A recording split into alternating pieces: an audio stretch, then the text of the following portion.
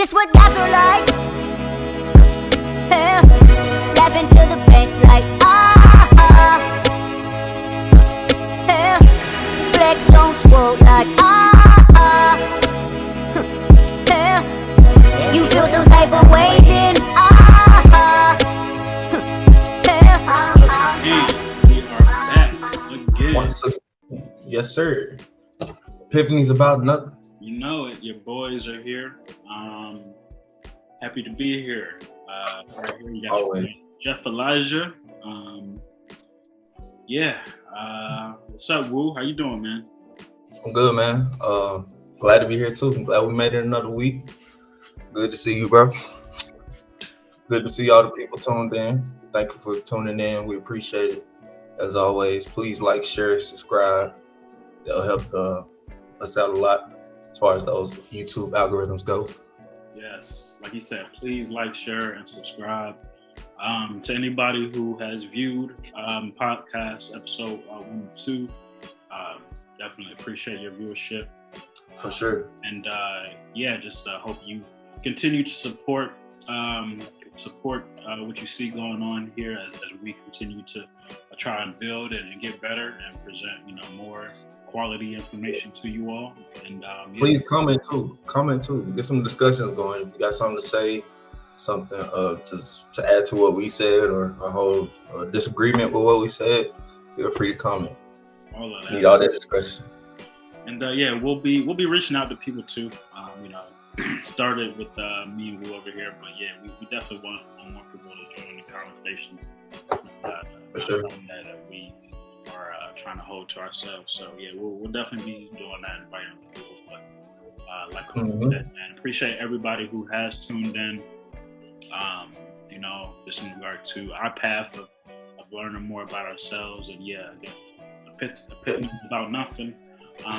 Spiritual podcast where we look to touch upon just what's going on with us, kind of what we are looking to achieve, and again, this is kind of Kabbalah focused as a background, just to start to what as a literal background.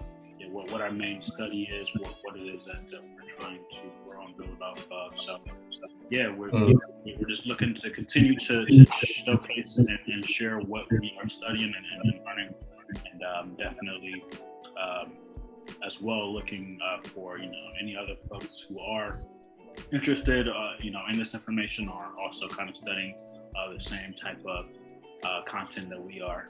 We're willing to share. Definitely let us know. But For sure. we're here again. This is the third podcast episode, final episode of us discussing this text that we have been covering, Becoming Like God, Kabbalah and Our Destiny. A great read. Again, something that we picked up off of being a part of the mystery school. So definitely check that out. If you have any questions, definitely happy to point you in the right direction there. Definitely join the mystery school as well. But, good community. Yeah, definitely a great community of folks who are spiritually focused, trying to learn and build and grow together. Just a great support team, and then a place that we definitely are looking for other people to be a part of and have conversation. Indeed. So gonna cover these last 4 chapters of Berg. Ready to start? Yeah, let's do it. All right. So as Wu gets the screen up and going, we last episode we ended with chapter 8. Starting with chapter 9 here. Ended with comfort. And now we're chapter 9. The first chapter we'll cover today is titled "The Heart of Misguided." The heart of misguided people is almost. Yes. Let's see. All right. The heart of misguided people is almost. So it starts with: if you were looking to escape a prison, it's not an idea you would consider passively. A real escape plan you would take over your entire being, using all of your mental capacity in order to envision a way to freedom. But this is the major difference between the physical prison and the prison that we call life. In the prison of life, a person may stumble upon an escape route, pursue the plan for a few years, venture out to gather more information, return to his cell, and mention his idea to a few fellow prisoners, but he will never actually leave the prison, finding ways to comfort his mind with the idea he is on his way to escape. So this chapter, I found this chapter interesting, pretty much saying that we need to obliterate.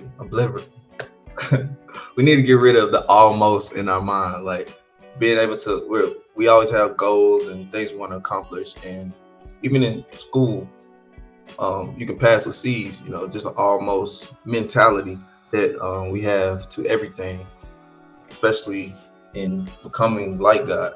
We feel like, I know for myself, you can meditate a few days and drink your herbs and do your studies for a few days, stop and think, I'm good, I'm better, I'm almost there, and I'm cool with almost, and then you go back to the mundane because you did almost. Yeah. Anybody who is familiar with prime harmonic, something that he kind of always mentioned to me is the work never stops. Never. It never stops. So yeah, to Wu's point, and again, kind of picking up where we left off from last chapter, Comfort Kids. Man, if anybody has ever been in a situation where they're looking to get out of, and within this book it takes that kind of frame of mind and push you in a prison. Nobody wants to be in a prison. Yeah, and we all feel uncomfortable in life, and especially in the society of today. Like it's I feel like it's breeded to make people feel uncomfortable, or just have that that splinter in your mind, like this ain't quite right, but you don't know how to get out of it. Yeah. And this book was pretty much given that mindset you need to escape that prison. And that's why we started with this book, because we felt like it was a good book to cover the mindset that should be used when going over Kabbalah to reach the guy ahead, to reach the captain. Pull it down. What is kind of the aim of this book? Like it is to become like God. And that is not a feat that's not an easy feat or task, and it's not something in which you leaning towards the things that comfort you is gonna get you to. It takes a level of action that anybody on this walking this planet, it probably isn't used to, in the sense of comparing what to become like God, the steps you need to take, and doing those versus kind of what your day-to-day looks like now. Most folks, when they have that idea in mind, normally hit a few barriers and then kind of go back to what they're accustomed to. Right. Well, we make a couple mistakes and we're fine with the discomfort of not being able to be perfect. But I don't think the goal of this book is saying be perfect. It's saying become like God. But what is God? It's saying that God is sharing, God is love, God is compassion. All of those things, not necessarily becoming a deity or deifying yourself to the extreme. It's more so of putting yourself not last, but helping other people first. That's what becoming like God is. Yeah, and to that point, like a lot of it, like this is something in which,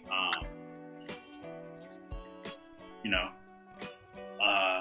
once a lot of people kind of find themselves on their spiritual path, they often, you know, want to have other folks. They often kind of look at other folks and kind of, you know, look to spread that message. Mm-hmm. And, you know, people who are normally, you know, just living their day-to-day lives, oftentimes aren't looking to change the mundane. You know, most folks are happy in the mundane and are just, you know, fine looking to get by. Yeah. And that can cause a lot of you know, I say feelings of being alone, like feelings of just like you're the only one, you know. Yeah. And I felt that way, especially when I first, you know, woke up.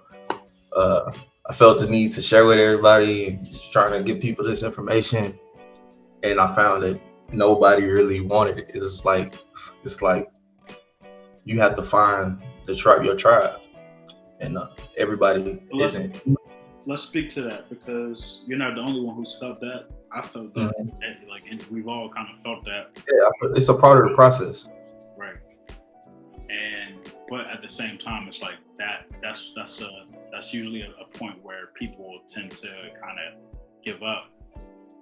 And you know, not necessarily like totally give up. They may still be into the information and looking to, you know, gain knowledge and build and grow themselves. But at the same time, a lot of people, you know, once they kind of see how the world is unreactive to what you have to share, you know, people to kind of shut down and close. Yeah, and stop sharing. Period. Like, feel like you're the only one. You know, like it's not your purpose to share. Like, oh, it's everybody for themselves. It's very disheartening.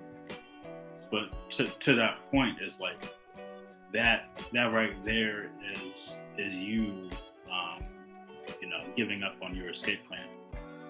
And that is you having that, you know, seeing an opportunity to escape from the prison walls, and you know, because you have hit some barriers, and I'm not saying that the barriers that you hit aren't, you know, real barriers. Like, you know, there's real things looking to, you know, forces looking to kind of to you know, go against what it is that you're looking to do, and so that, you know, that disheartening feeling is real. It is real. For sure. But at the same time, that isn't room or you know, that's not good enough to stop. It's not good enough to let go, because that's being comfortable with almost. That's being comfortable with being in the prison, and like no matter what, you know, that form of thinking, that way of life is prison. And I like me, like I'm somebody who wants to be free.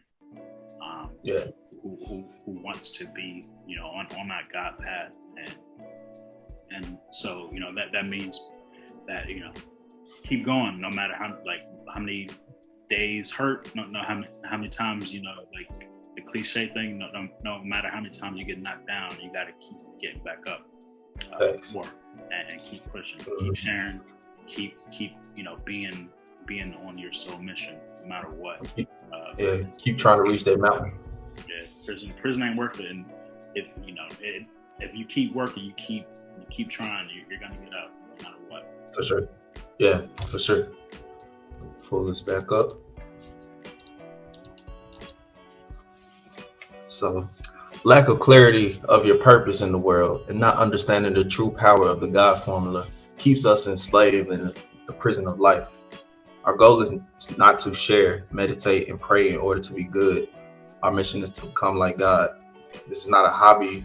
This is a wholehearted struggle conducted every second that we breathe. Our transformation to God is the only whole worthwhile goal in life. Nothing less than completion will do. The issue with this is we surround ourselves with C-level students whose only goal are connected to comfort. Yeah, man. We surround ourselves with people that don't care about becoming like God. That just care about being comfortable until you die. It's all about getting more comfort, getting more luxury, getting more things that make you feel good till you die. But are you really feeling good? Yeah. Getting things like to make you feel good, but yeah, to the other point, it's like, it's another day, and that analogy of being around kind of C-level students, like doing enough to just get by, to pass, without without really putting in that effort, because I mean, people, I'm a human being, you're a human being, and the people who are watching this, are human beings. Like we are alive. Like we woke up today and we're living. Like there are things that you have to do in order to continue living. You got to make sure that you drink some water and eat something, pay the light bill, all that. But people are really satisfied doing those things, because that's really all that's what's told to us. And if you're somebody who really only looks if you're happy with the information that's given to you, and just the information that's given to you, you ain't really going nowhere. You're not gonna you'll pass, but you're gonna be a C-level student. That's not good enough for me. Like, and really, what are you passing? Like, what are you passing? You're passing society. You're passing fitting in, not being an outcast. That's the C level. Yeah. It's not about that. We're reaching to higher things to pass. And we all know, like, what comes with that. Just because you might be looking like you're doing okay to society, to be honest, like society, man, have like most people. I won't say most, but so many people I know are dealing with issues that they can't share or don't want to share. Whether they are on certain medications because they're dealing with anxiety. Like I'm not knocking therapy, but people are in therapy and not talking about that because people are just trying to keep it together. Trying to look good. Yeah, I have somebody close to me who recently, I know somebody who recently took his life just because like he wasn't. I would have conversations with this individual, like kind of every few weeks, and me, like I like to think of myself as somebody who can kind of read through situations that may not necessarily be speaking, to what's really going on. I can see behind, the veil sometimes. I can see behind, like, the BS that people may be speaking. Yeah, the intuition. That, like, what's really going on, just because of things that I've been through, and not necessarily being judgmental, but like just being open. And it's like open to help.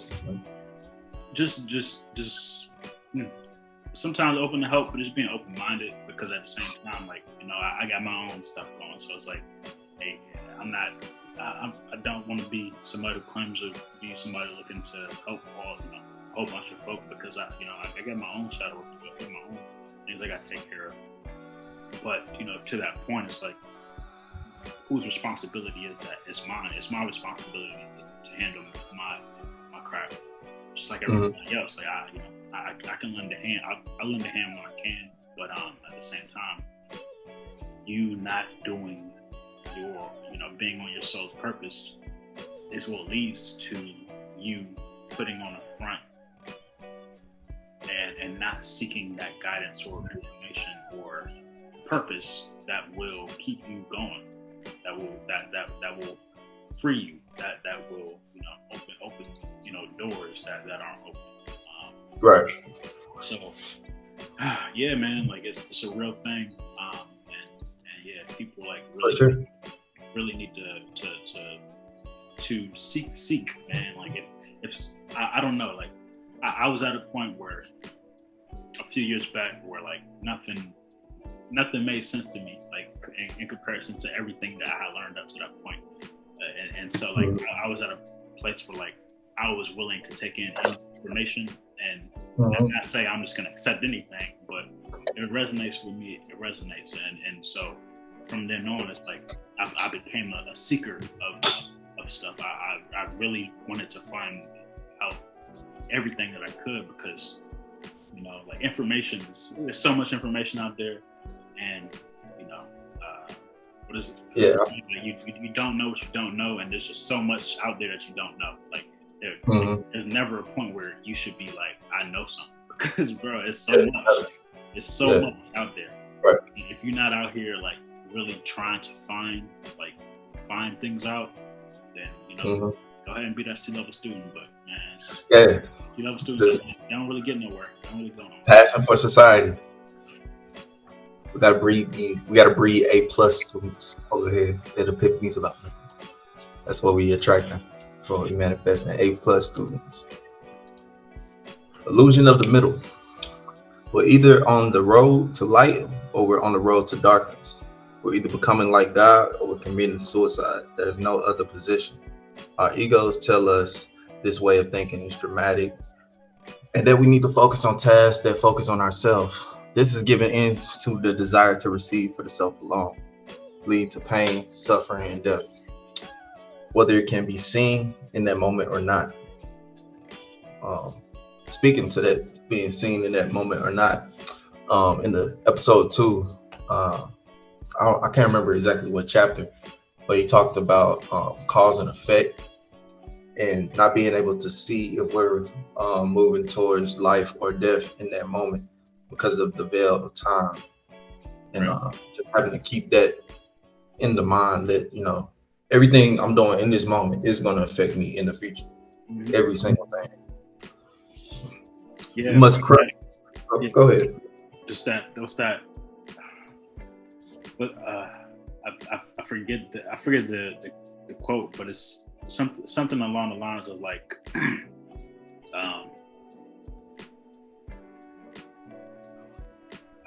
what's the word? Whatever. But like, you know, like character is what you do when nobody's looking. Like, you know, to that point, like what you're doing in this moment has so many different effects, like on like kind of if get like thinking kind of trippy, like thinking like multiple timelines and stuff like that. Like, you know, if I do this, you know, this will occur. That will occur. At the same time, like no matter, you know, you can have like, you know, think about it as choices, but no matter what, you're still moving.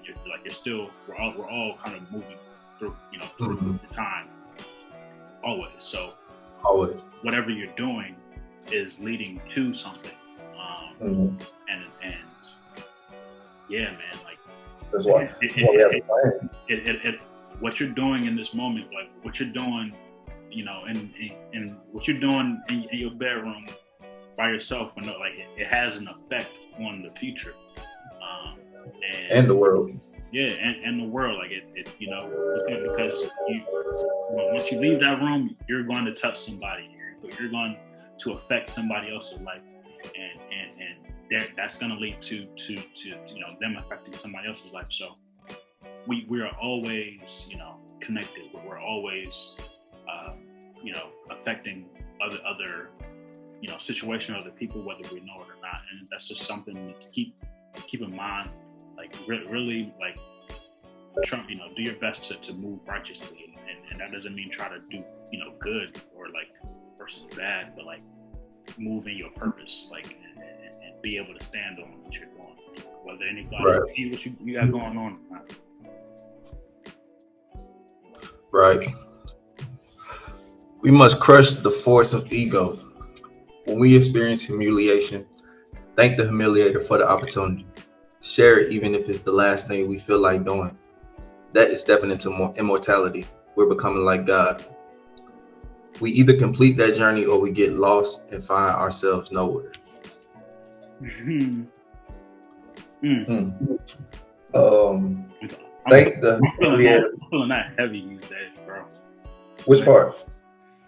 That if that just that crushing that ego, like if you feel humiliated, like thank the humiliator, like, because in all honesty, it ain't about that moment. It ain't about like how we feel, like, because something happened. Like, there is always something for us to learn. And, from every loss. I just been in a place where, like, I've been taking in information.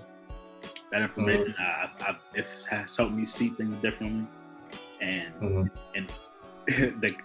like at the end, like of me finding out something new, the common denominator always at the end of like that next epiphany is about me having to kill my ego and like let something go, or like, and it's like let something go.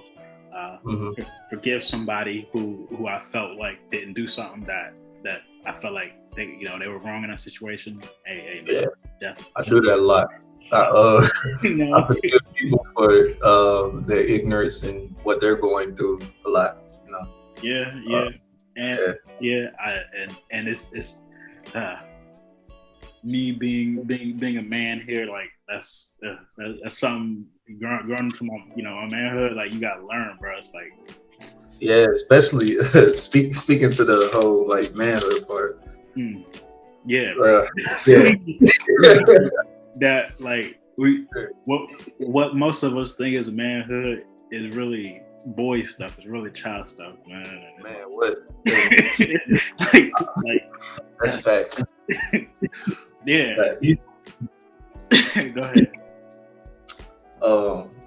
I lost my thought, man. Yeah, all good. But yeah, it's just like becoming a man. It really has to do with realizing like how much childish you've been on, and like yes, that was my point.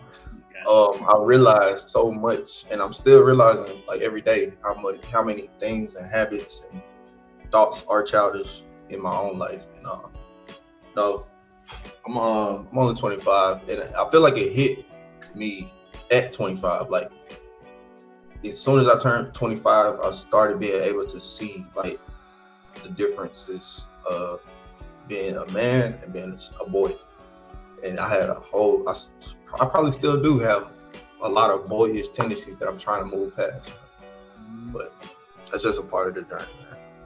For sure, bro. Yeah. And to that point, you definitely seeing it. And like when I was 25, I definitely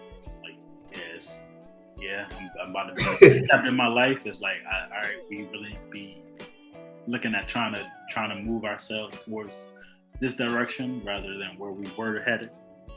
But at the same time, it's like it's only more epiphanies, bro. Only more, and don't just have epiphanies, man. Make sure you're applying them. Like, daily. Yeah. Let's see. Here we go. The secret of completion is to eradicate almost. You must be willing to get rid of good enough or close enough. Master said his greatest pain was seeing people who had begun their journey and did not complete their journey. Nothing else bothered him.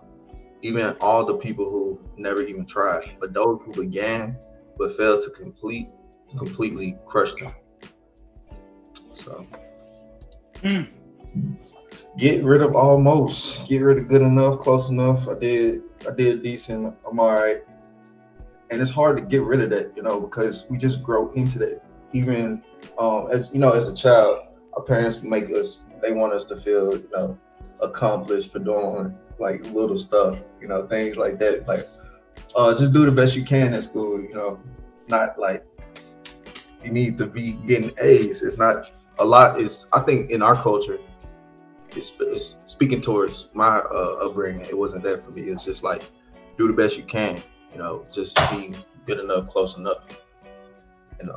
Just getting rid of that for me has been a challenge, and I'm still trying to do that. Like, I have so many things that I want to do, and not being able to find the time to do them and things like of that nature, and still feeling like, okay, I did just enough to get by. I'm really trying to get rid of that, man. Yeah, I feel that. For me, I think it has to do, like, I'm with you on a lot of points, and I'm somebody who, like, I don't know. I have different aspects of myself. Like, I'm somebody who I can be very, like, gung ho about stuff. But, like, I have, that kind of leadership kind of aspect, in the sense of I've been in points in my life where I've had to, be the individual who kind of leads by example in a way, and kind of saying that to be like, I'm somebody who I understand that, like, if we have a goal, like, hey, we're looking to get together to, team up in order to accomplish this goal. From, like, I know that feeling of being like, hey man, like, we need to give everything to this goal, and, like, there is, like, no excuses. Like, this is other option. This is my life. like there's no other option. I'm willing to put everything on the table here. But at the same time, like, I've also been, like, in a position where, if I'm not kind of that point person for people to look at, then, I could look at, a situation that I'm being a part of and not taking it that serious too. And and that's something that, like, that I have to work on, in the sense, like, I know, like, I know that feeling of how the master felt, in that quote of, like, of him being hurt by the sense of, like, why even try, and just that relates to me in a lot of ways. I just, like, but so yeah, I say that to be like, I've been on both sides. I've been that person who's like, we're doing this, it's our path, but I've also been kind of on the lazy side of starting something, but not necessarily having that gung-ho-ness about me to accomplish and to finish that task.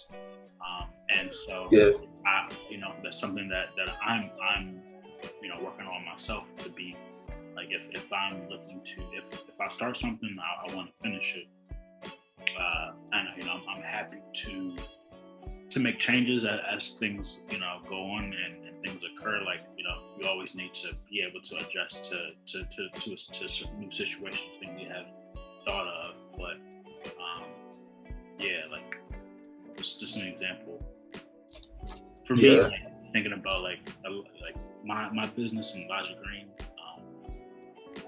That's something that is very close to, it's very close to my heart, but something that's, like, a passion for mine, and it's exciting to know, and like, I know, like, I made that decision before, like, that's why I kind of chose to go into the business that I am in, and also, with giving myself the opportunity and openness to change things.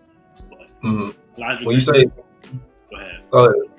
I was gonna say, when you say it's exciting to know, do you mean like it's exciting to know exactly what you want to do? So I say it in a sense, like, for me, like, Elijah Grant is going to be something that I do as long as I'm, like, on this earth, in some form or another. Like not saying, like, I have to be out here hustling hard when I'm 80 years old, like, doing, but at the same time, like, I will be in some capacity, like, I will be the owner of my business, like, operating it and selling, like, just doing what Elijah Green is at that point in the future. I said it'd be like, it's exciting to know, like, you create something, you start something, and you're gonna, like, putting in that effort and knowing, like, I'm gonna be doing this forever. At the same time, that doesn't mean, like, I'm gonna be doing a lot of different things. That doesn't mean, like, I won't be working here and doing that, doing other stuff like that. But that aspect of setting an intention, like, it's creating a plan and knowing that you're going to fulfill something, no matter what. There's a different comfort there. There's a different level of just of owning ownership and responsibility that it doesn't even feel like a responsibility. It feels like something that it's an opportunity that like I'm so appreciative of, and that I feel like that's how we need to look at doing this work as. But when it gets to moments that are tough, because I had some very tough business moments, but like no matter what, it's an opportunity. Like it's something that I am grateful to be able to do, and that's how I look at following kind of my soul's mission, my soul purpose. It's opportunity. No matter what, I hit, no matter what, it's still like tomorrow we're still going to be on the same mission. We're not giving up. Like I have every intention of becoming like God. I don't know when exactly that day is, or like when that clock is gonna strike. But like, hey, But that's the goal. It's happening, bro. That's the goal. Yeah, and I definitely have spurts of I guess it's like I think I heard Hood say this before, like going with those emotions, and once that emotion runs out, like putting it down and not doing it anymore. Like the emotion of having a new idea, and I'm so excited about it, I'm ready to do it. I'm doing it, trying to do it, hit a barrier, and I stop. I've done it a lot in my life, and I'm even with this podcast, I'm using it as a way to keep going, do something I'm doing for years, Yeah. Let's back up. Let's see. All right. There's a treasure in your attic, and a ladder with 10 rungs leading up to it. You stop at the 9th rung. You may think you went far. Everyone watching you may think you went far. Yet and still, you are only on the 9th rung and gain nothing. To all who have stopped on the 9th rung, the message is that hold on, I messed up. To all who have stopped on the 9th rung, the message is that you have asked the wrong question. You ask, how spiritual am I? When the real question is, am I like God yet? Becoming like God has no days off. With our souls hanging in the balance, the distractions of life are nothing less than insanity. Pursuing the distractions is like watching television while the house is burning down. I like the latter theory or metaphor. And especially these days, most people, and even myself, have found themselves asking, how spiritual am I? Not am I like God yet? Bro. Like we are people, like they say people are social animals. Like they like to kind of interact with everybody. Like I'm definitely like that. But it comes to a point is like in your interactions is like really something that I've just come to find is most people kind of seek interactions with other people in order to seek some form of confirmation that they kind of lack themselves. Validation. And there's nothing to a degree, like we all seek validation. Like there's nothing wrong with that. Like if you're looking to learn a new learn something, like you have to be able to interact with other people to determine if what you're doing makes any kind of sense at all.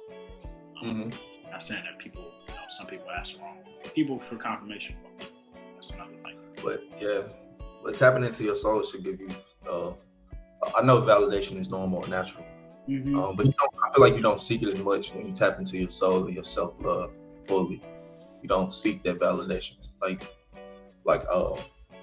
you used to, especially, personally, I used to seek that validation, whether it be through women, through dudes, like, whatever the topic is, seeking that validation. But when I started to develop that self-love that I did, I realized that I didn't have for years, man.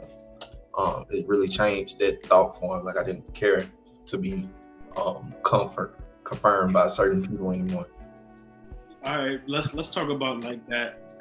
You saying like who you seek validation from. Mm-hmm. Let's talk about that, the so-called homeboy validation. Let's talk about that, bro. Like, okay. How us as black men, like, we tend to spend our time, like, you know, me personally, I grew up, you know, in the household, grew up mostly around black women, and then you know, my father was in the military, so he was always, you know, here and there. So you was really seeking that validation outside of from there. Yeah, for sure. Yeah. You know, in the house is my mom, my sister, and we always stay with, like, you know, with family. So whether I live with my grandma or live with aunts, you know, stuff like that. And so kind of, you know, getting out of that situation where you're becoming an adolescent, becoming a young man, and trying to, you know, find yourself, you know, poke your chest out and figure out how you fit in this world. And man, that idea, like, you know, I mean, number one, that how, like, let's say how you look at women, how I looked at women, and how I should interact with women was through, let's say, like other men in the neighborhood that I saw, who you know, I felt for whatever reason had some sort of valid, like, they, you know, they had some sort of stamp on them. And you looking to you interacting with the world because of you trying to I guess fulfill what your, you know, so-called big homies tell you is cool, like how like looking to hook up with other women because, you know, that's what you see them doing, when really, like, you just want to be like you know, me. There was always, you know, one girl that, like, I was cool. Like, I just wanted to be with that, you know, like, be with that one girl who actually gave a damn about me. But, like, how many times, like, I didn't do that because, like, I'm Jeff, like, I'm this dude, like, you know, I'm supposed to, like, I'm from this neighborhood. Yeah, you supposed to be getting them, you know. We from this neighborhood, like, we different over here, like, you know, like, we run through things, like, we, you know, and it's like thinking, because that's how this little circle that I'm trying to fit in has all the answers, but man, like, how often has me, you know, doing things that other people kind of, you know, put a stamp on, how that has hindered, you know, my progress for real, like, how that has hindered, like, me being where I really want, like, you know, a lot of things that I've dealt with in life. If I did what I truly wanted to do, and you know, majority of moments, you know, I'm a happy dude. Like, I'm satisfied. Like, I'm in a good place. But at the same time, like, having those moments where, like, if I always did what I felt like doing, what I knew my soul was telling me to do, how much further along I would be in certain areas of, you know, of growth and progress, as far as, you know, just being more mature in certain areas, like being for sure, being kind of stable in certain ways, but, like, not doing certain things because you want to become part of what other people got going on. Yeah, I feel like, you know, as black men, we had a lot of bad role models, from rap music to dudes on the block. You know, we just have all these bad role models to look at that's really taken away from ourselves. Like, really, what we want to do, like you said, isn't what we're gonna do, because we're trying to fit in and look to par. You know, so I experienced that too. Like I said, I make music, so especially with rap music. Yeah. It's that shit is just a full hypnotized session, like, and it made so many people crash out in life. And yeah, to like man, like, and it is like listen to it isn't like those are bad people, like the people. Hold on, your audio messed up, bro. Your audio just, I don't know what happened. Technical difficulties. Hold up, yeah, good now. There we go. Yeah, like those artists weren't necessarily bad people, but they were trash as far as role models for us to look up to, based off of what we were getting from them. Because we was getting the gangster albums. We all right, Snoop Dogg specifically. We was getting all the gangster, Snoop talking all this gangster talking about crippin' and all this, but we ain't like him talking about pimping, and us as young black men thinking like, all right, I need all these women, right, and all this, right? But it wasn't until I was grown, like when I realized Snoop's been married to one woman this whole time. And it's all a trick. That's like it's crazy because most of them ain't doing nothing that they say like that they're rapping about. But everybody that's listening to it is doing what they rapping about. Yeah, bro. Bro, like, man, them years are like from like 13 to probably like 16 is when the kid. This one like the most dangerous. 13 to 16-year-olds would be like the most dangerous people, like, because they don't like they do stuff that and they have no way of understanding the true consequences. But, like, they are the most influenced, man, and that's the story for another day. It really is. That's a whole topic that could be a whole podcast in itself. Just rap music. That's the name of the podcast. Yeah, man. Anyway. But to all the youngins who are really doing, like, who had that confidence with themselves, like, really, like, what I got going on is what I should be focused on. Like, congrats and kudos to you, and keep being like that. Like, and I feel like it's changing. Like, I don't know for sure, but for the younger kids that I know, I feel like it's changing and they can see through it more so than my generation, your generation, our generation. Yeah, for sure. Continuing on to chapter 10, it is called Weapons of War. Let's see.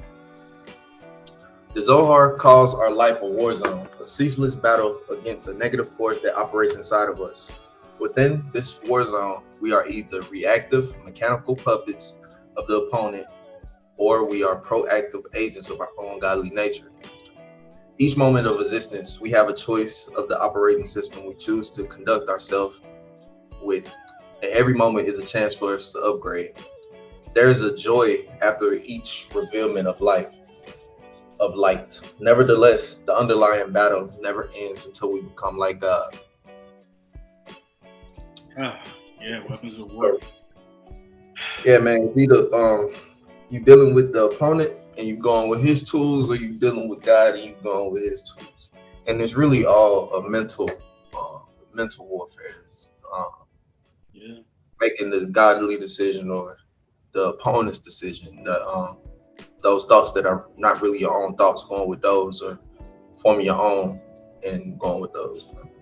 Yeah, and to what he said is like it's a force, kind of it's a negative force that operates inside of us. Like, it lives within us. 2021 is different than how life was 2,000 years ago. Like,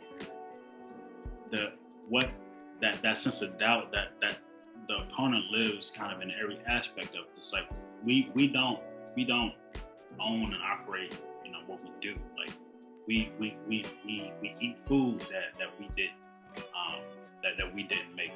We take medication that is prescribed to us from other entities. It's like we take in so much to live, and because so much is going on, and we have so much stimulus, like even just being on our phones all day and taking in information, like so much is like a mental battle, mental warfare, like you said. At the same time, it's like it's even past that. It's physical. It's everything. Like, there are things like the opponent operates inside of us.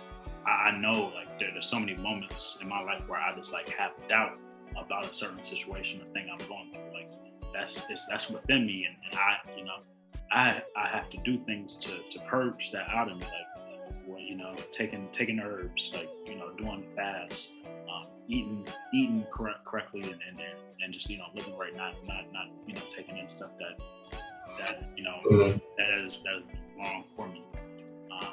Yeah, I wanted to speak to the point where he says there's a joy after each revealment of life. Nevertheless, the underlying battle never ends until we become like God. When you get these epiphanies and insights, there's a feeling of joy, like he says, but we have to live and not be okay with that feeling of joy. I feel like that's a tool of the opponent as well. When you climb one rung of the ladder and you feel great, but you don't keep going because you bask in that fulfillment. Yeah, man.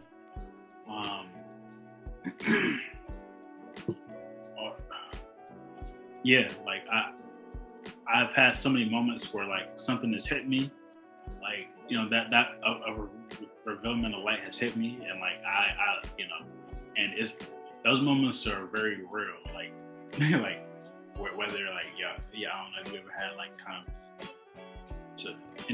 let's talk about a Kundalini awakening after this, but like moments where I don't know about you, but have you ever like felt your third eye pulsating, or whether you like had been in a dream and knowing like you kind of cross some a new phase on the astral, and you wake up and it's like, damn, it's like oh, I saw something that I never saw before, or I was able to receive information that I was never able to receive.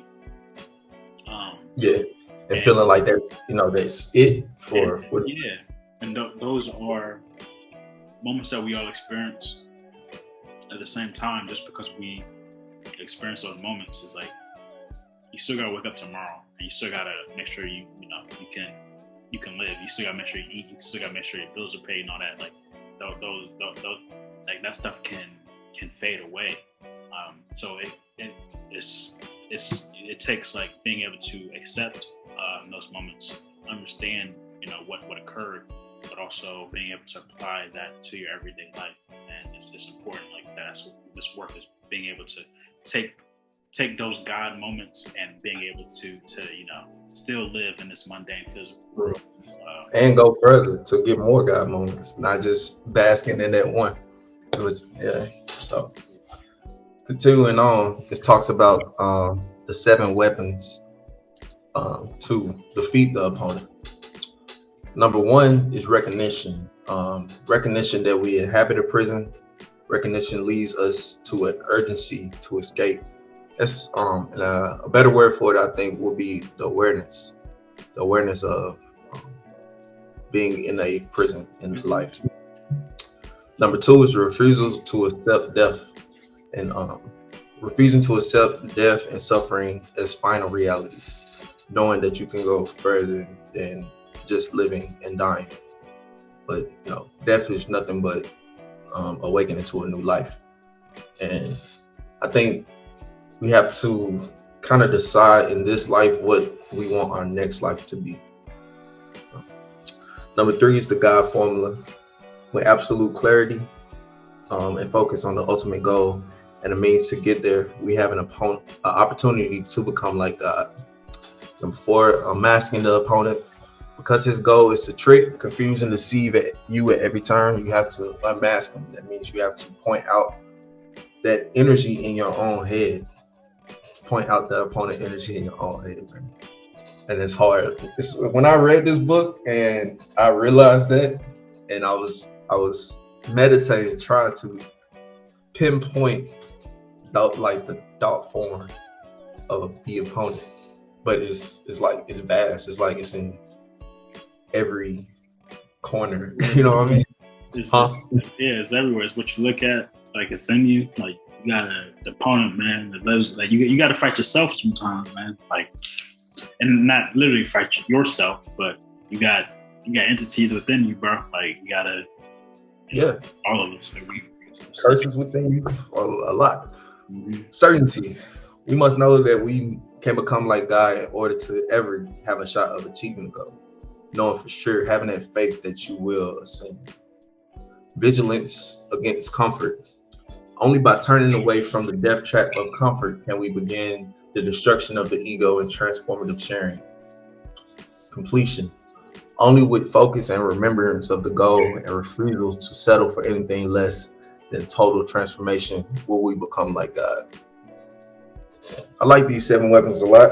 I feel like I need to make a poster of them, put them on my fridge or something. Yeah. Like they're really good, man. Like if we were able to live every day with this on our mind, I feel like nothing could touch us.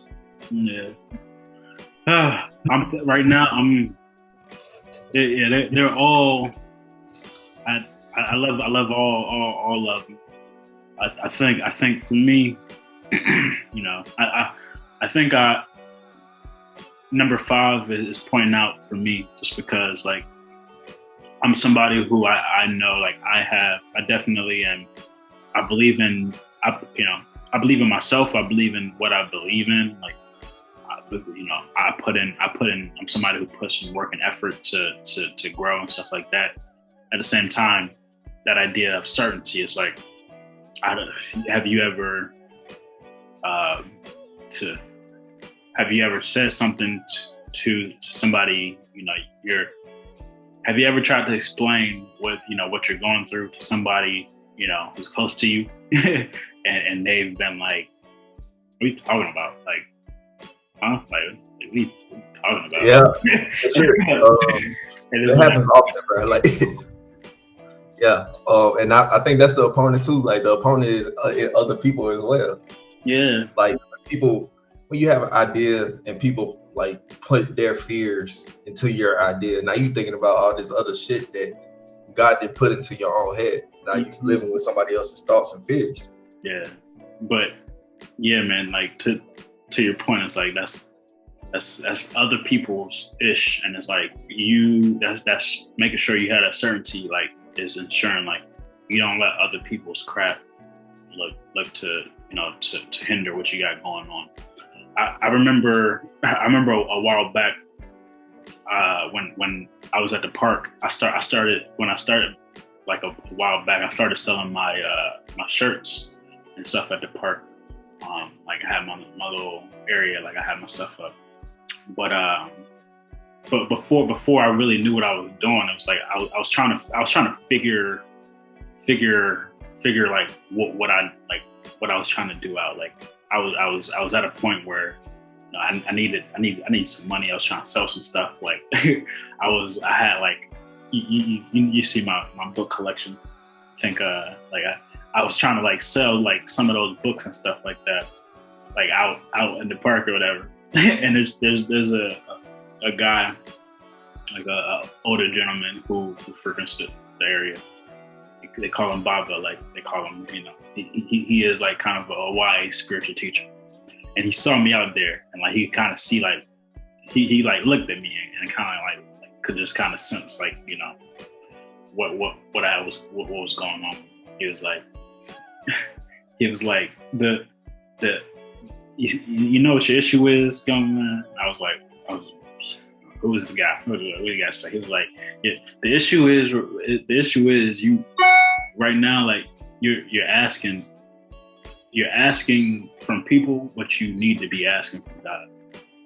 Like I was trying to get something. I was hurting. I was like in a place I wasn't trying to show that, but like, I was in a place I was trying to figure something out. And I was seeking from, you know, human beings what I needed to be seeking from, you know, a divine source. And when he said that, man, that like my everything changed. Like I realized, like, hold on, dang, like what he said hit me so hard, and it was a blessing that he said that. Like it it reminded me, because I was on this path at that time, but like I wasn't applying things necessarily like I needed to be. And you can't expect from people what you're expecting from, you know, a divine source. And that, you know, that's what we need to be ensuring that we are connected with, and that's what we're seeking our, you know, anything from that source. Make sure you're a master opponent for you. Yeah, man. Exactly. Like I don't need to be asking people for really, for, you know, for much of anything. You know, I always need to be asking and connected to the source in order to be able to define, you know, what that next thing that I need to do is. Yeah, I feel you, bro. Every time that I truly just trusted in source, everything I needed would come about. Like, I remember when I first moved up here. I'm in Virginia now. When I first moved up here, like, it was a struggle. I moved up here for a job, but I didn't have too much money saved up through the transition, right? And it was a point where, like, I couldn't really get lunch, right? But I was just trusting in God, and for some reason, that whole week they were buying lunch for everybody, and it was just perfect, bro. Just trusting in the source, man, it figures everything out for you. Everything. Real talk, bro. I know the moments, bro. I know what it's like not to eat, bro, for a few days, man. Like, and sometimes you be like, hey, I'm on my spiritual path of fasting. Nigga, there's no money. Yeah, that's what you say. No money in my account. I got bills to pay, and I can't afford to pay the bills and eat, bro. Like, it's been like that. Yeah, man. It's tough. God figured it out for you. Hey, man, every time, I promise you, it's like, and it's in those moments. It's in those moments where you're like, hey, man, I got nothing. Like, I thought I had an idea. I thought I had something. Nah, like, it's the moments where you let go. And you just, man, it's whatever. Like, hey, Jesus, take the wheel. Exactly. Jesus, take the wheel. I have every intention of waking up tomorrow. I have, like, you know, I have zero intentions of leaving this earth plane anytime soon. I'm going to be here, and because I said that intention, like, I plan to be here, it's going to work. Everything's going to be figured out. And to your point, every time you connect the source, that's what happens. Yep. Let's see. But yeah, man, I really like those 7 weapons. But continuing on, let's see. Why is it difficult to follow this path and destroy the desire to receive for self alone? Why do we cater to our egos so often? Because we do not hate it as we should.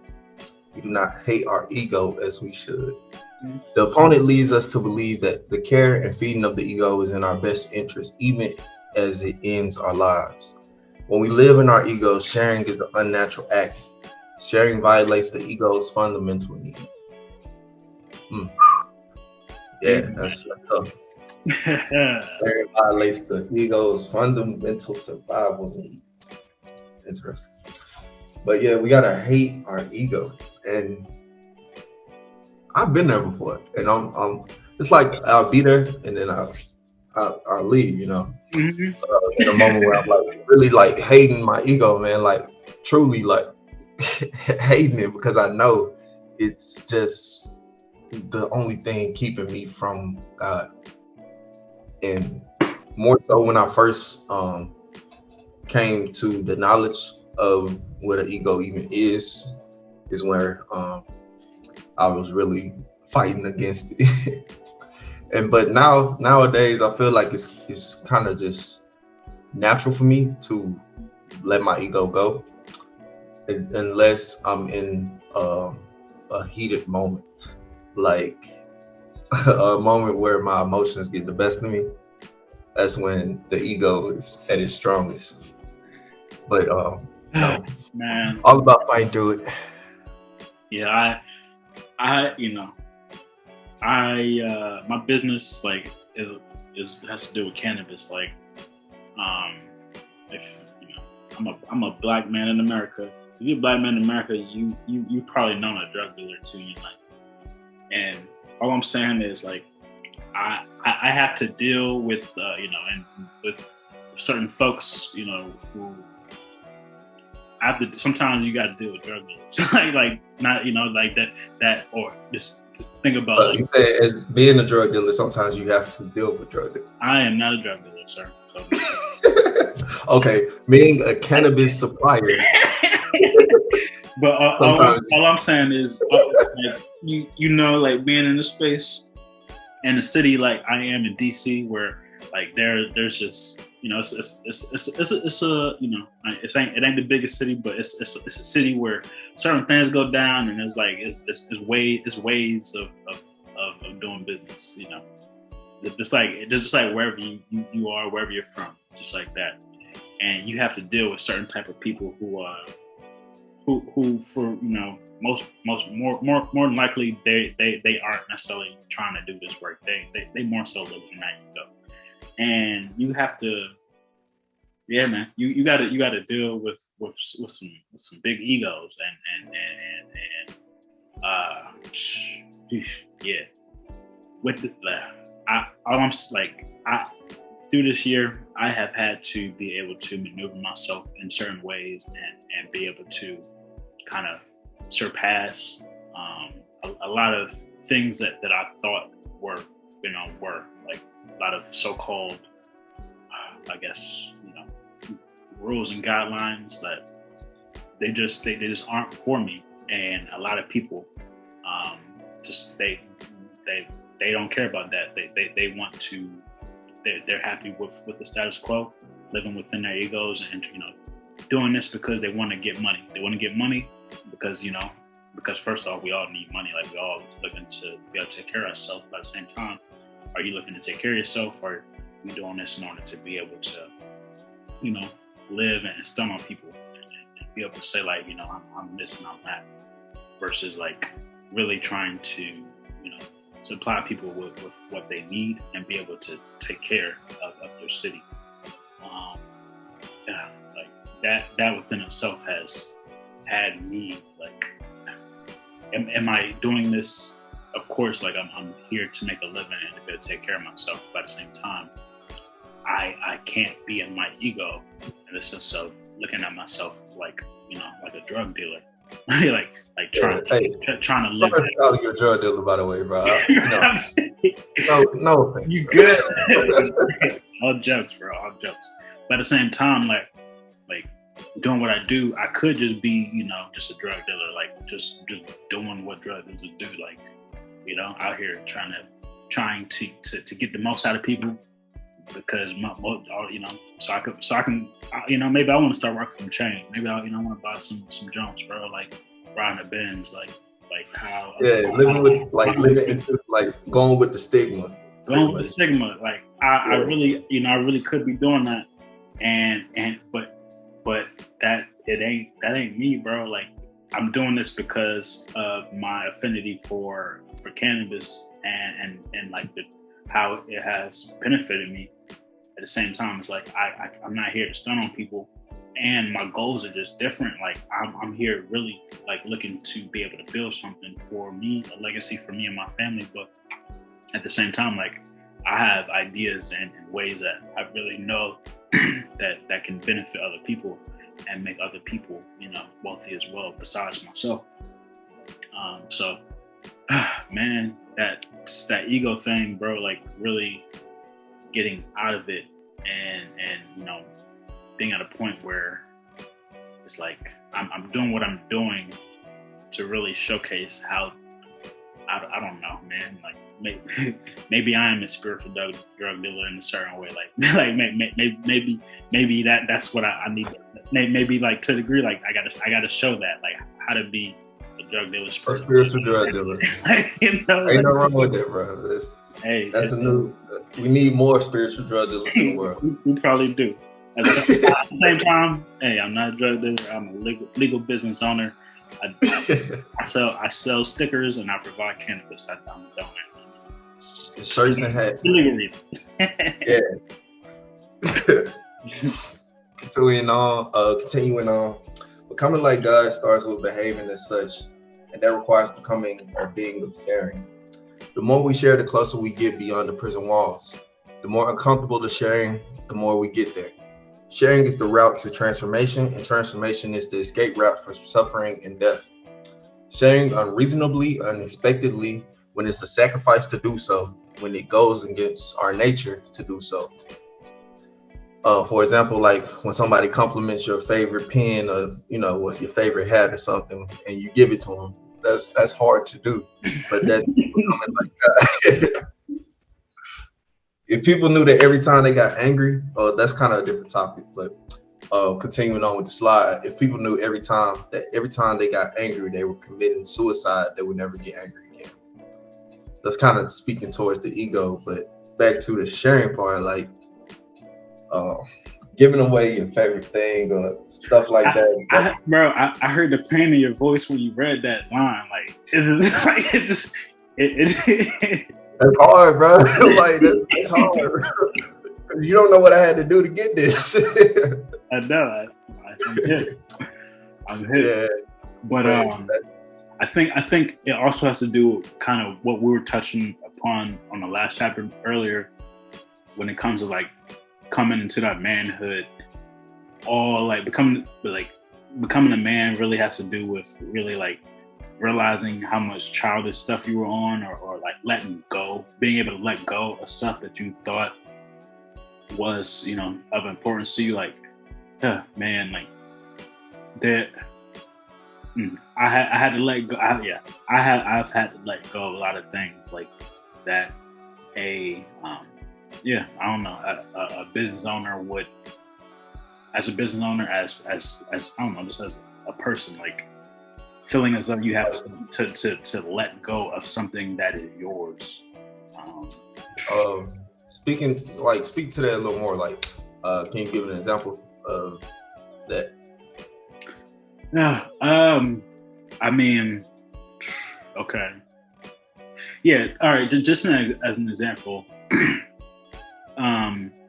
say I'm looking to sell something, like, I sell apparel. So say I'm looking to sell like my hats and my my t-shirts, things like that. Like in order to produce this stuff, it isn't cheap. Like I pay for everything, and it gets to be expensive. And so like but you're in business and to make money, and being able to having to put so much of your time, effort, creativity, and your own dollars on the line, and in order to with that idea, like I'm looking to sell a product that I created. People aren't just gonna buy your stuff like just because you made something. Like it may mean a lot to you, but that don't mean it mean anything to somebody else. Like in order to be successful in marketing, sometimes you gotta give stuff away, for free. Sometimes people gotta see it. Sometimes you have to make sure like certain people have your product in order to market, share with other people, in order for you to potentially be able to make make a dollar off of it. Okay. I get that. Yeah. So like doing that. Was that hard for you?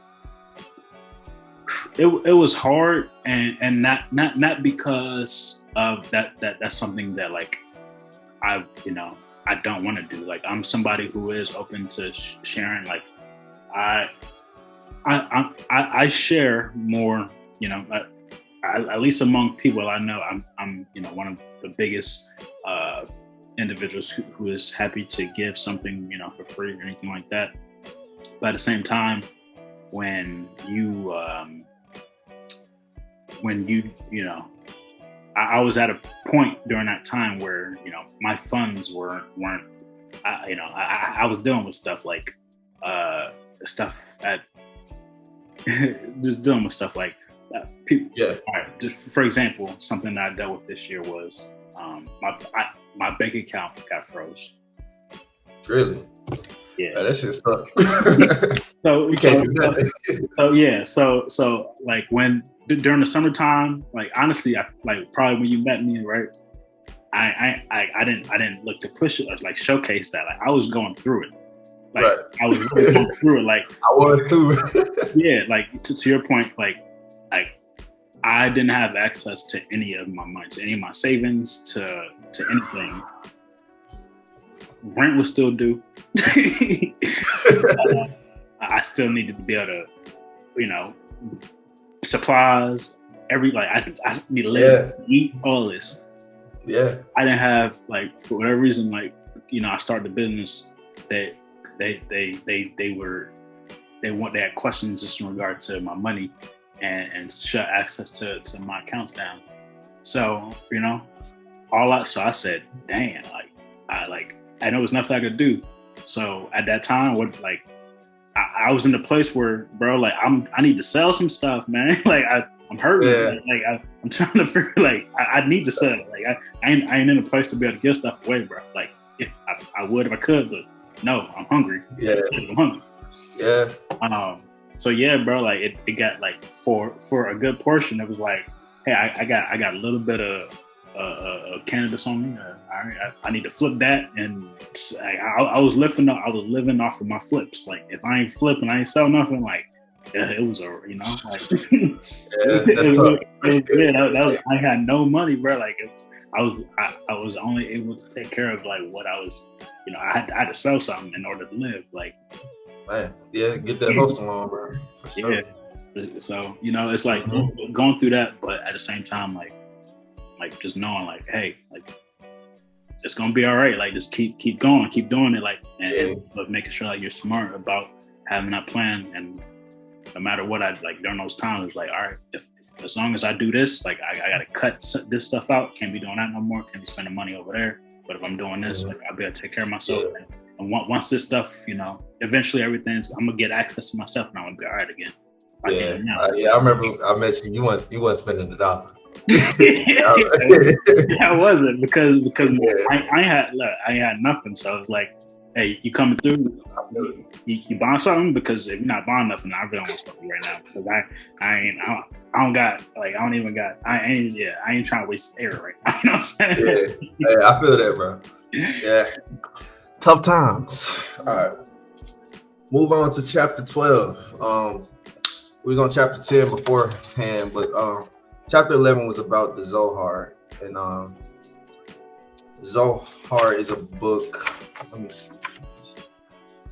We decided to go ahead. Yeah, we wrote some notes about this chapter of the Zohar, but didn't want to go too in depth. If you're familiar with Kabbalah, you've probably heard of the Zohar, but the Zohar is basically just a kind of an amalgamation of various texts that deal with, you know, ancient kind of scripture, you know, including like Bible scripture, you know, there's different ancient texts that focuses and represents kind of Kabbalah, and just kind of discusses and lays it out for you. The original Zohar is written in Aramaic. They say that's the original language Jesus spoke. I think that Aramaic was what they spoke in passing to Christ when I came out back when I was a child. But it's a old ancient text that is very you know, held in high esteem within the community of Kabbalists. So we didn't want to go too much in depth about this chapter as we haven't read the Zohar, though at the same time, I, as well as Wu, have every intention of, you know, for sure, at some point moving it into gaining access to the Zohar and reading it. Definitely not the original Aramaic text, but, you know, if they have translated to English, then yeah, I'm down. For sure. But I'll read a little about what he said about the Zohar, just so we can just go by describe it better. The Zohar defies definition. It's a vast and comprehensive guidebook to the lost godly nature of our souls. It's a compendium of virtually all information pertaining to the universe, whose wisdom science is only beginning to verify today. But its codes, its metaphors, and its cryptic language are not given to us purely for understanding. They also serve as channels for energy.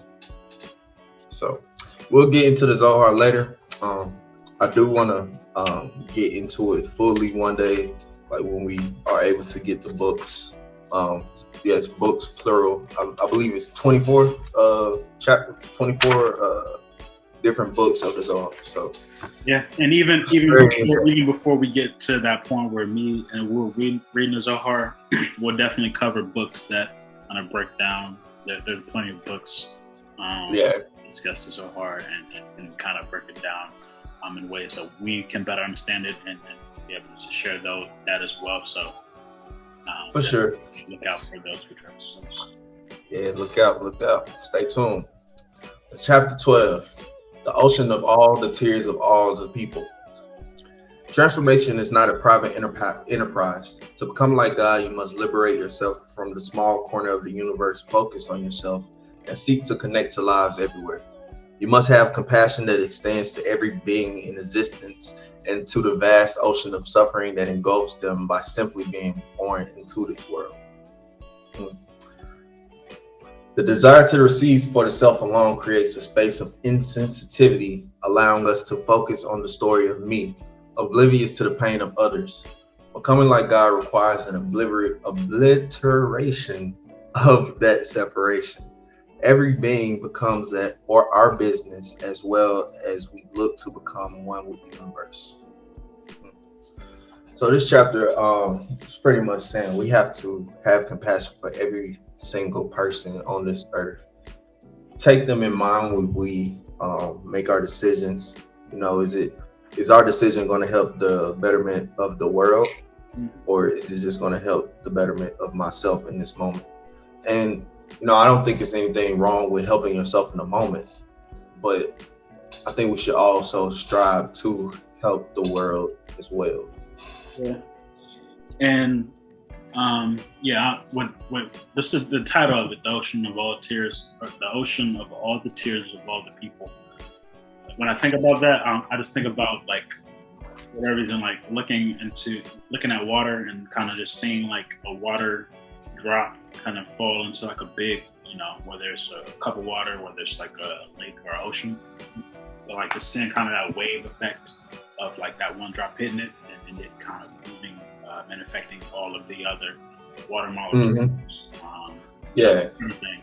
So like to that point, like I am me, woo is woo, like whomever was watching this, you or you, but at the same time, like we are all a piece of God. We are all connected to something greater than us.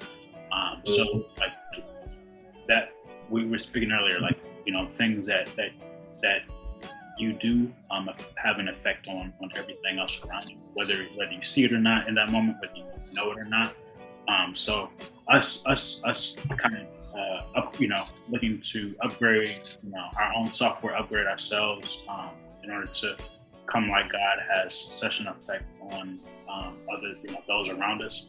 And like we said, there's nothing wrong with you like making sure you need to take care of something in a moment. Like, you know, take care of yourself. You need to do something in a moment to do so. But it's like when you're somebody who is looking to fulfill your sole purpose, that taking care of yourself looks very different than somebody who isn't. And you know that those individuals who are looking to, you know, again, fulfill their sole purpose, are, you know, their daily tasks probably have a greater effect on you know, more people, more souls than those people who are looking to just receive for themselves alone. Whatever they have going on is probably you know, more likely hurting the greater good. So yeah, man, like your choice has such an effect on so much more going around you than you realize. Yeah, it's just important to be aware of that for sure. Yeah, and I just want to say that me and Jeff are not exempt from, you know, falling short of even everything this book is talking about. We were talking about that a little earlier today. You know, we can read the book and present it and everything, but keeping it in our focus going through life is a challenge, and we too fall short. You know, everybody, you know, we're not perfect, we're not different than anybody else, but The only difference is we're pursuing to become like that. The only difference, man. Yeah, real talk. Yeah, real talk. Definitely have moments of uncertainty and know, like, you know, I know, like, hey, I fumbled the ball there. I could have did better, and it's not about, you know, soaking in some form of blaming yourself, but it's like, hey, man, like that's, you know, do better, and there's nothing. Yeah, just keeping track of what you did so you can do better. You know?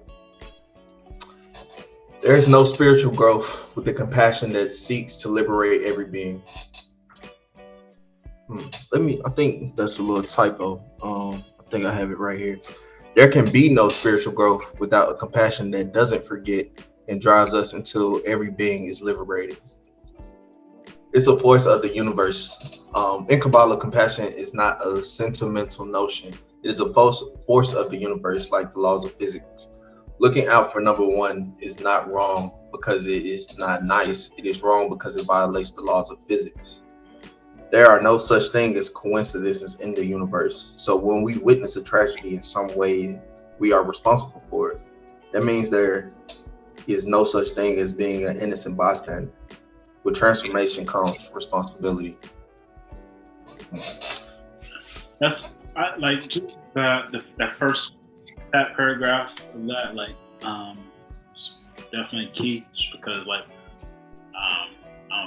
a lot of, I won't say a lot, but there's definitely an aspect of spirituality in the sense of, like, kind of looking to showcase, like, hey, I am, I don't know, I'm above things because, like, I'm so much in my light. Like, I'm doing this in order to seem like I'm a good person, or like I'm always on positive stuff. I know for me, lots of times, like, I look to push positivity, and I'm somebody who does, like, I try to push positivity. Like, when I started posting stuff on Instagram and things like that, was because, in all honesty, in my day to day, there was so much negativity. Like, there was so much ill that, like, I was trying to showcase light. I wasn't trying to be looked at as, like, no good person, like, because, to be honest, hey, I really don't give a damn like about if you good. Like, it's because, like, there needs to be light and darkness, and now I was at a point where, like, I was around a lot of darkness, so, like, I needed to showcase and present light because somebody got to put positivity into the world. Sure, and that's why it's our responsibility when we do transform, because there's so many people who don't transform.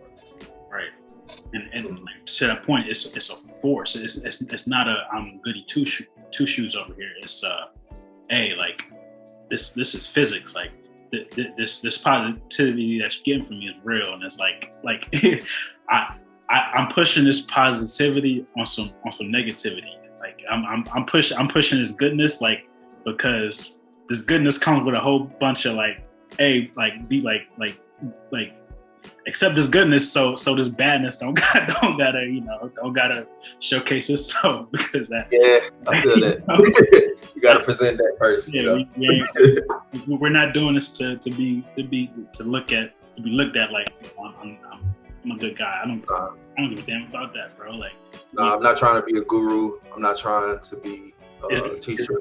It's real life. It's real life going on. Like, and with real life comes, like, real choices, real responsibilities.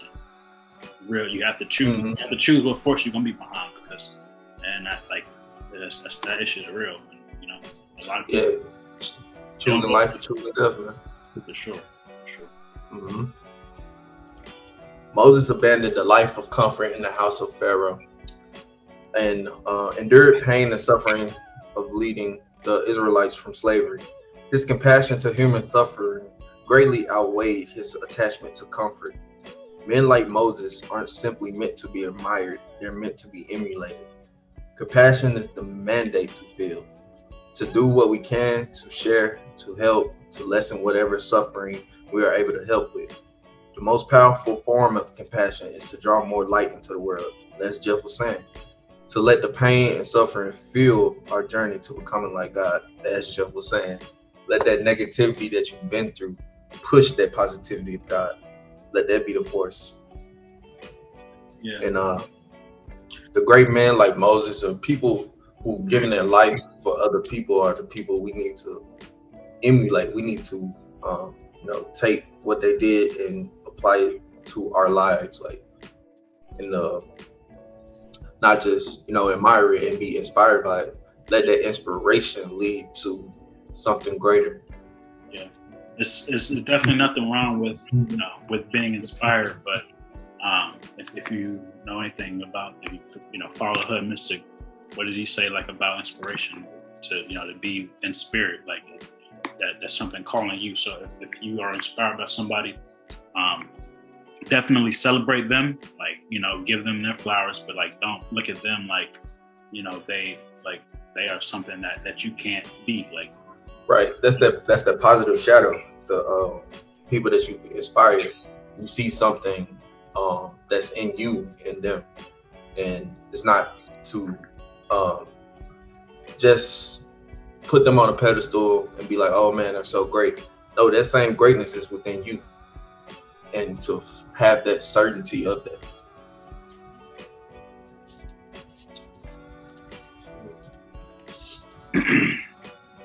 All right. And yeah, I guess that was chapter 12. So just the epilogue. Yeah, that was chapter 12.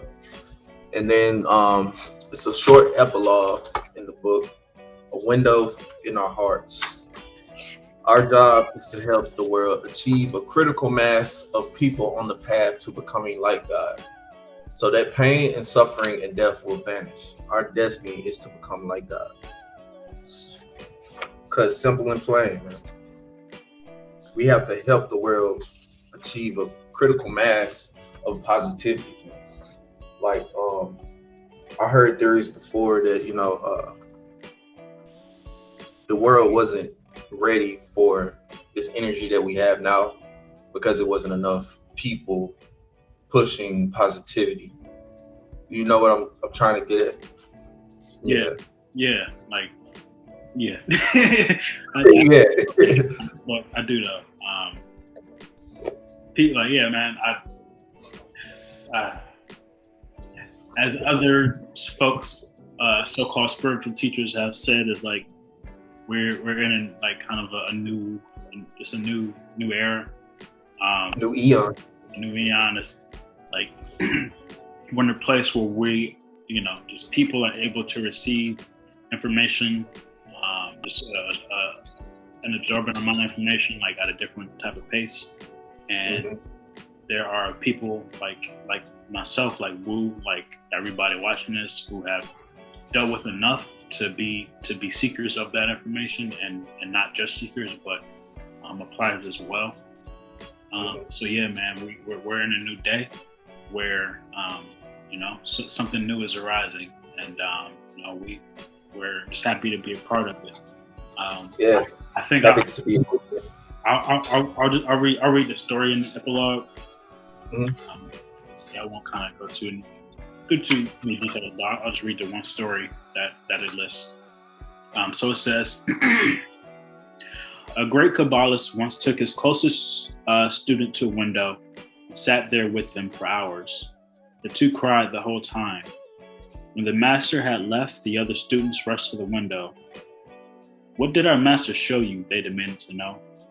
The student replied, he showed me all the light that will be revealed, all the joy and all the fulfillment when a critical mass of people have transformed, when we have done our work.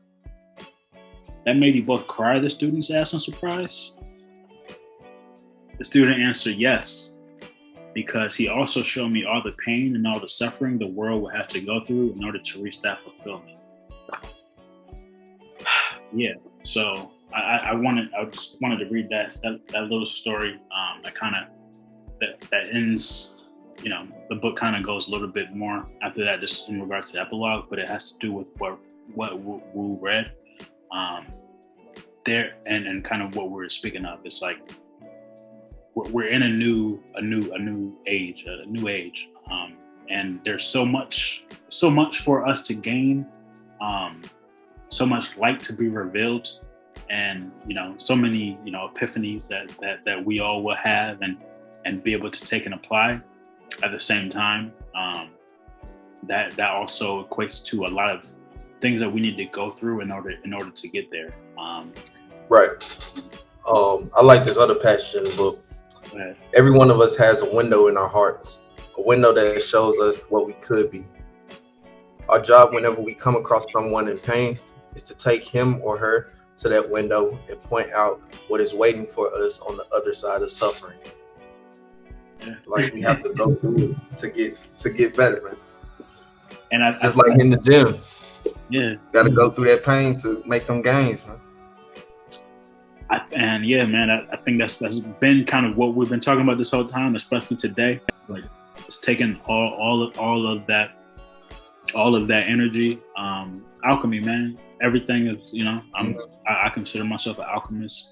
Not because I'm, better than anybody, but because that's just what I want to do. I want to be able to take lemons and make lemonade. No matter what situation I'm going through, I need to make the best of it.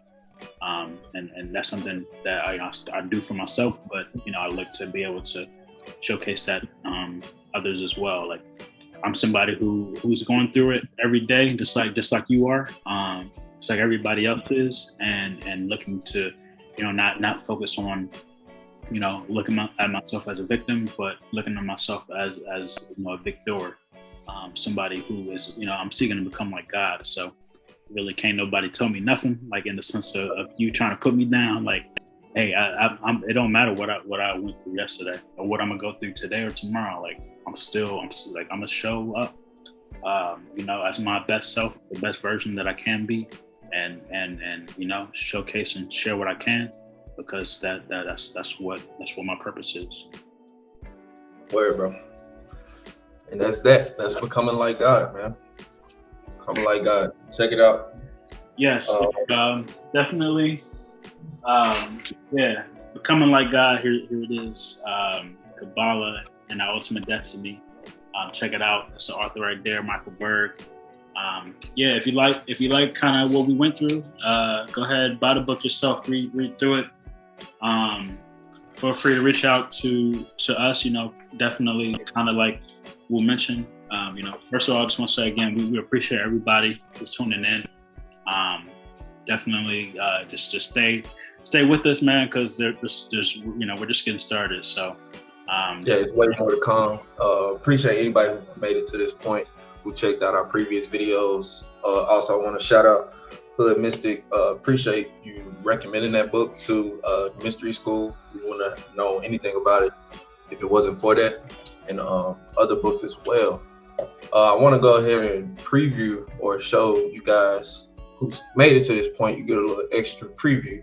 The next book that we're gonna make, or that we're gonna be reading and diving into, is Chicken Kabbalah by Rabbi Lamed Ben Clifford, which is a book by Lon Milo Duquette. I read some of it before, not the full thing, but it's a great book that breaks down the tree of life to a real understanding of what every Sephiroth stands for and the connections of the paths and everything. So we're going to get more technical going forward, diving more into the tree of life for real. So yeah, man. Like you said, just getting started with that. So yeah, again, thanks everybody for tuning in. Please like this video, subscribe to Epiphanies About Nothing. Share it. If you don't feel comfortable sharing it on your social media, talk to somebody. Talk to one person about us. Like get them to subscribe to the channel for real. Or even share the book, man. Just share the knowledge, share the all that. Yeah, sharing.